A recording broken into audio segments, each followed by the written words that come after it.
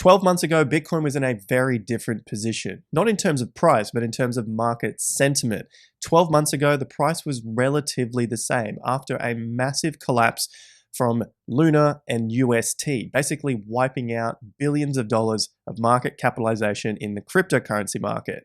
The following month in June, we also saw another mega collapse. This time, it was around centralized finance apps.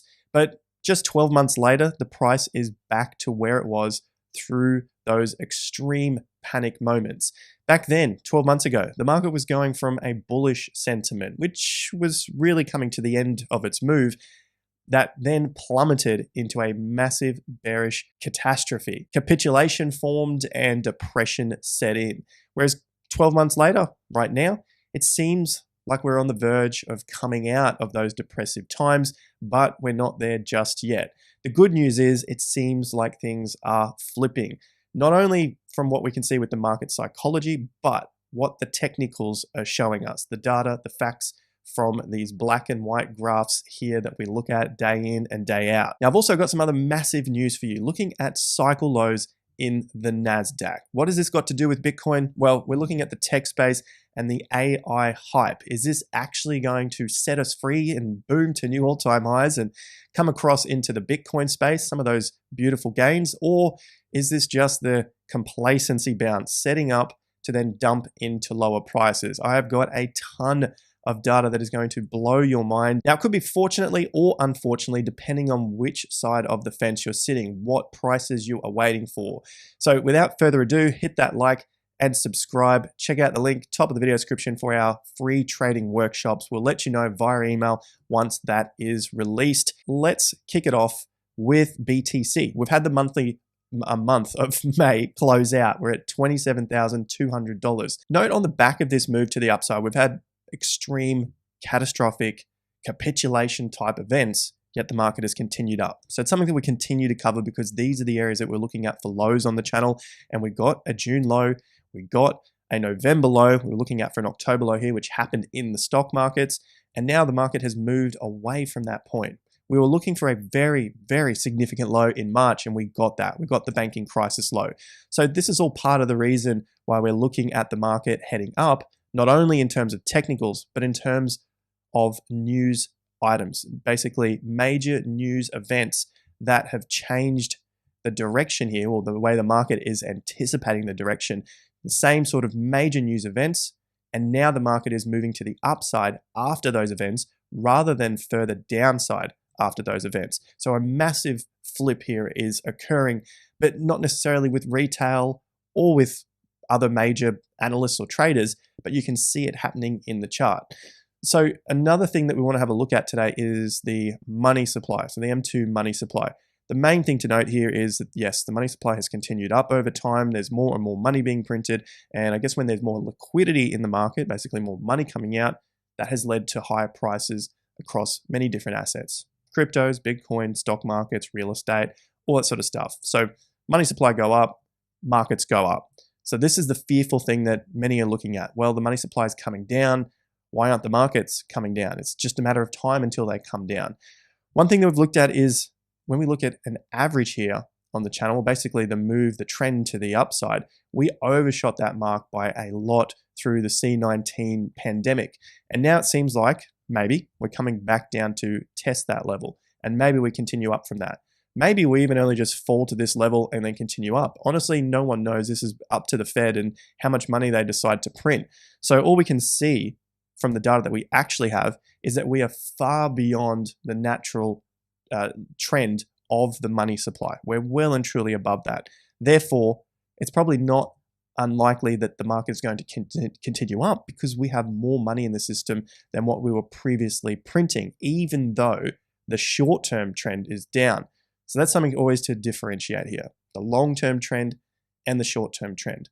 Long-term trend is up, short-term trend is down. We still have more money in the system than what was anticipated before the massive money printing happened due to C-19. So just looking at that money supply, which is going to come in handy for the next parts of the analysis, the big stuff with the Nasdaq, this stuff that just almost blows all of the downside analysis to bed, because it just hasn't happened before, this is going to help us understand that particular cycle. So we're at $15.5 trillion back in 2020. We now got to a peak of about $21.5 trillion. So about a $6 trillion move. Keep that in mind. Throughout 2000 to 2002, it was only about $1 trillion printed. $1 trillion on 4.5 to 5.5 trillion, thereabouts, is a pretty big percentage. Same sort of deal here. We've gone from 15.5 to 21.5. So over 30% printed there, similar to what was back in the 2000 boom. But in terms of how quickly this came into the market, was very, very quick in a matter of months. So that's something to keep in mind. Let's move on to BTC and the money supply. You may have seen this chart before being posted and talked about in terms of where the actual low came in for Bitcoin. So basically, it's just identifying how much money was in the system and how much Bitcoin actually went up if you were to account for that extra supply of money. So a nice quick measure here, we can go from the top of the 2017 cycle to the top of the 2021 cycle. Bitcoin rose about 150%. But if we look at it from the point of view just in terms of price, without taking into account how much money was printed, it was 250%. So there's your 2017 top, there's your 2021 top, so 250%. Now you can do this all the way from the tops to the bottoms and get an idea of how far the market's come down and basically where all these levels are looking back over history. So keep a note of where this cycle low is. We're looking at the price of 15.5K, which is obviously above the $14,000 top that came in 2019 and sitting somewhere, if we look at 15.5, somewhere around the middle of these bars at the top there, above those closes. So that's where that low came in. But if we take into account the M2 money supply, you can see the actual low came in just above the top of the October bar and in this zone of the tops of 2019. So you got June, July, August. So came within those levels. It also came in just underneath the close of the blow off monthly bar. So that was the top that made it to $20,000 and it came in below that close. So if we look at a price range somewhere around this zone, so basically above the October low, but also within the tops of the blow off top and this area here, go back to Bitcoin, then we can see that it was somewhere within this zone, somewhere above the top of October. And if we go further back, it was basically down at this zone. So it was roughly through the middle here. If we want to average it out, just a little higher at that point. So this price level here is around $12,500 and just above the October top is 14. So call it for a nice easy round number, somewhere around 13,500. That's basically the low that Bitcoin has put in through the bear market cycle. So for those that were waiting for the $14,000 low, it probably happened if the money supply continued up at a steady pace at the normal rate that we've seen before, not at this particular big blow-off rate. So potentially that $14,000 low has already happened. So you may have seen this before. We're just updating this because then this can give us an idea about the Nasdaq as well and some timing of the Nasdaq, which might already have shown that the low is in, which we already think the low is in based on other technicals. But for those that have been waiting for this massive collapse, like a .com collapse, it's possibly already in. So understanding this then allows us to understand, well, what's potentially next, because we're starting to see a big boom for the AI sector. So we're starting to see a hype form for AI. So what we're trying to identify here is the AI hype just getting started? Or is this leading to a blow off top that's going to be a lower top and then collapse the market? So we're looking at both sides here to understand the bearish narrative. Are we getting a complacency bounce before further downside? Or is this the beginning of the start of the hype, which then will blow up this market, which will blow up the S&P, which will blow up Bitcoin as well? It's all part of the same game. Everyone's looking for more risk and higher returns. The Wall Street cheat sheet. This comes in handy to start to get an understanding of where we are in terms of what people are feeling and thinking about the market, rather than being a little more logical or objective using chart data. They start to get these sort of emotions throughout the cycles. Now, we're potentially in this disbelief, and I understand many are still thinking that we're in complacency and we're about to dump, but I'll show you that in terms of timing in just a moment. It's probably not likely due to the time cycles that have occurred in the market already. The data, the objective stuff which can't be denied. We have a few analysts that are starting to flip. And this is not pointing at anyone. I pay very particular attention here to what's going on in the market and what they've been saying and then what they are now doing. In some cases here, we've seen many market analysts, in the case here, no hate whatsoever, calling for bigger downside. Now we're starting to get a flip in what they've been saying. And I'm not going to go on about this too much more. Go and check out my Twitter. I've got a bit of a post here about it as well to identify that a little more. But I'm paying very particular attention to what some of the other sources are saying about the markets and how they are starting to flip in terms of how they read the market and what they think is happening next. What we've been talking about all along throughout this bottom, which you can obviously find all of the receipts to on the channel, is that we're looking at this as being the base for the next and final stage of a bull market, which will probably get some sort of blow off top, maybe just a regular top, but something will have a blow off top. And then we get a mega collapse in years to come. We're looking at the 18.6 year cycle. But for now, this is the first stage of it. And to get to that point of the top, we have to go through disbelief. We have to go through the hope after everyone's sort of pushed away from the disbelief. And the bears must remain in the market at this point. Like the bears will be there telling us that there's more and more downside and that this is all just silly nonsense games and it's going to go over the top. Exactly. But they got the timing completely wrong. They're still in denial as the market continues up.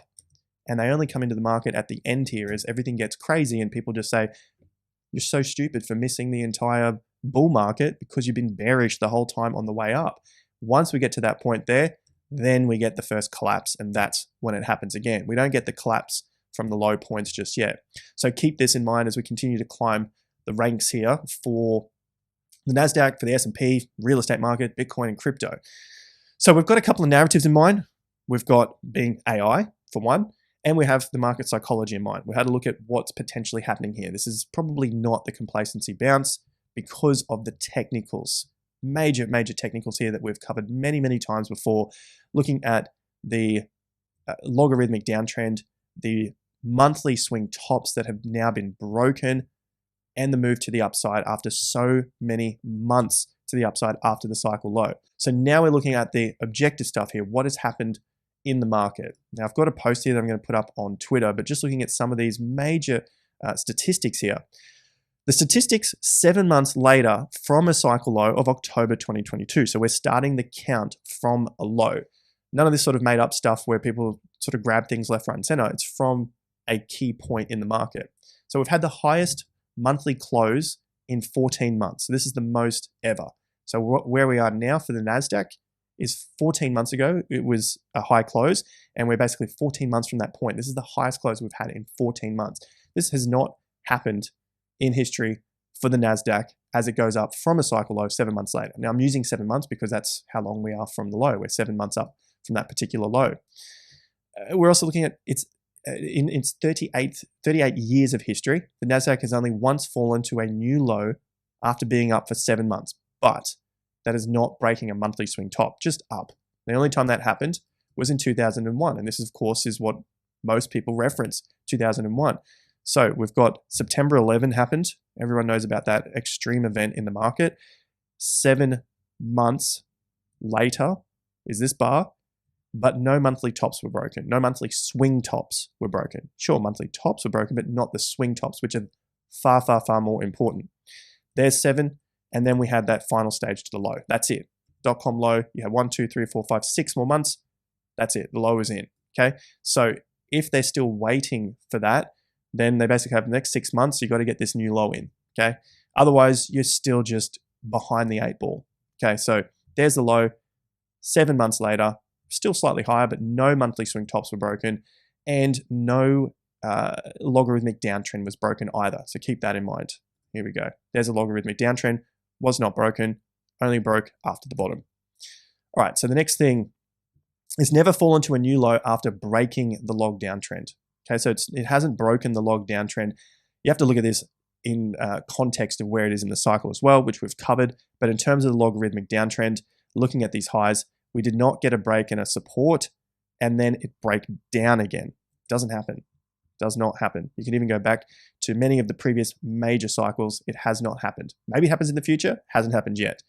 All right, it has never fallen to a new low after breaking a monthly swing top. So here are the areas that I'm looking at here. There's a break of the monthly swing top. 7 months later, we're up at new highs, going back to the Gulf War in 1990. One prior to that, we had the Black Monday, major collapse in the Nasdaq, monthly swing tops. 7 months later, it did not break down. We did not break the Black Monday bottom. Market held up. Sure, we got a slightly lower low with a higher close. Keep that in mind. And away we go. We had another major war in 1990. Most of us weren't around then. I was born in 1986. I don't remember that war, but that's a very significant event in the market, a huge one. Now, of course, we go up to the dot-com boom, logarithmic downtrend, monthly swing tops. None of those were broken until we got to this point here. It broke, and then we're on our way to the next top. The GFC, logarithmic downtrend. Again, you can even draw another one in here from top to top to top on the way down. Was not broken on the way up. It eventually broke and then held. Now we can get it even closer using this top here, a nice support, away the market goes. All right, so that's our GFC low. Getting back to these points here, 7 months after a low. 7 months up, we broke all these other tops, and it was probably the highest close in 9 months. Okay, so 7 months from the low, it never came back and broke the low. Keep that in mind. We only had that one option here. Dot-com low, 7 months as well. Hit that low, came up, broke all the downtrends, so all those other conditions were met. Move forward again. China bubble, 2015. This is all the back testing that we do for the TA, for the time cycles, for the price cycles. This is why it's so important to understand where you are in terms of the market itself, so the cycle, and get those figures right, get those starting points right. Because if you don't have a proper starting point, then you're screwed. A whole lot of data is just a waste of time. China bubble. Here's a China bubble pop. We had a break of the monthly swing tops. 7 months later, the market never went lower. Now, this was a minor one. This was not one of the major cycles, but nonetheless, there is still a significant drop. This was one of the most significant drops the market had seen since the GFC low, and this was talked about a lot. Everyone was sort of freaking out that we'd gone up for 6 years without a significant correction. That was the most significant correction in that period. And 7 months later, market had not seen a new low. All right, we break past the all-time high after that period. Broke past the all-time high after that period. Now we have a couple more points to get through. Recession fears. This is what happened in 2018. Okay, so that's the significant event. 7 months later, new all-time high. Market goes on to the next peak, which is one of the most recent ones, the COVID lockdowns. So we had the collapse into that. 7 months later, yes, a ton of money printing. Market is up again. So we've gone through many points here. We have the lockdowns, we have the recession fears, we have the China bubble, we have the GFC, we have the dot-com low, we have the September 11 low. I think I got my numbers right. 1, 2, 3, 4, 5, 6, 7, 8. On 8 occasions, only one of those times did the market go lower, but it didn't meet either of the other conditions. The monthly swing top was not broken, the logarithmic downtrend was not broken, and in fact, another condition was not broken here. We have the 50% retracement. None of these times did the market get back to its 50% retracement and was able to fall to a new low. So none of these got past their 50%. Whereas what's happening now is we have gotten past our 50% level as well. So I keep adding more and more data to this, more objective data, and the market just keeps coming up trumps to the bull side. Yes, there could be a possibility where this is the one time in history that it doesn't happen, but all I'm trying to do here is put the probabilities onto my side as a trader or investor and show that this has been the bull market that most are missing out on. You've got the log downtrend here, the monthly tops breaking. 7 months later, we're at 14-month highs. There is a lot of proof to show that this is the low and not a complacency bounce. We've added in the time aspect, the price support and resistance levels being the 50%. We've added in the market psychology. We've added in the market narratives in case we needed a reason for this to go up. You know, the AI pump is potentially here, and we'll have some other sort of reasons later on, just like what happened in 2000, late 90s into the 2000 peak. There was all these reasons for the market to be pumping, but it was at the end. There was a couple of years left, which is what I think is happening right now. We don't have long in the grand scheme of things. A couple of years on a 20-year cycle is only 10%, whereas for most, they're probably going to miss out on this and come very late to the party. Now that you're loaded with all of that data, what do you think is going to happen next? Do you think the Nasdaq and the S&P 500 are going to break to new cycle lows? That means Bitcoin would also have to break to a new cycle low as well, as it's a high risk asset. Let me know in the comments section down below. Thank you again for all of your support on the channel. Like, subscribe, and let me know where you're sharing the content as well. I'll see you guys at the next video. Until then, peace out.